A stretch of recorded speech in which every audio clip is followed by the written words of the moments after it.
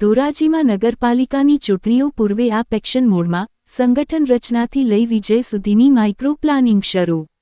ધોરાજી શહેર પ્રમુખ તરીકે નામાંકિત એડવોકેટ અરવિંદ કાપડિયાની વરણી, કાર્યકરોમાં નવી ઉર્જાનો સંચાર। ધોરાજીમાં આમ આદમી પાર્ટી દ્વારા આગામી નગરપાલિકા અનુલક્ષીને મીટિંગ યોજાઈ હતી।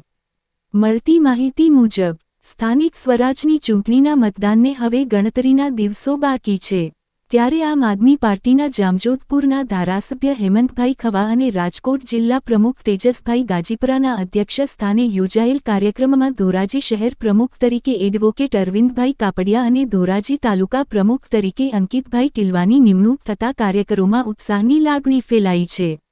સાથોસાથ ધોરાજીના 1 થી 9 વોર્ડના આશરે 300મી વધુ લોકો આમ આદમી પાર્ટી સાથે જોડાયા હતા અને આગામી નગરપાલિકાની ચૂંટણીમાં જીતશે તેવો સંકલ્પ લઈ તમામ કાર્યકરોને નવનિયુક્ત પ્રમુખના નેજા હેઠળ કામે લાગી જવા તાકીદ કરાઈ છે। આજરોજ નગરપાલિકા ચૂંટણી સંદર્ભે ધોરાજી શહેર ખાતે આમ આદમી પાર્ટીની બેઠક યોજાઈ। ખૂબ મોટી સંખ્યામાં લોકો આમ આદમી પાર્ટીમાં આજે જોડાયા। આવનારા સમયની અંદર ચોક્કસપણે ધોરાજી નગરપાલિકામાં આમ આદમી પાર્ટી દ્વારા નગરપાલિકા બનાવવામાં આવશે એવો તમામ ઉપસ્થિત લોકોએ વિશ્વાસ વ્યક્ત કર્યો। આગામી સમયની અંદર આમ આદમી ઘરે ઘરે જઈ અને નગરપાલિકા દ્વારા કરેલા ભ્રષ્ટાચારો ખુલ્લા પાડશે અને અમને વિશ્વાસ છે કે આવનારા સમયમાં ધોરાજી ખાતે નગરપાલિકા આમ આદમી પાર્ટીની બનશે।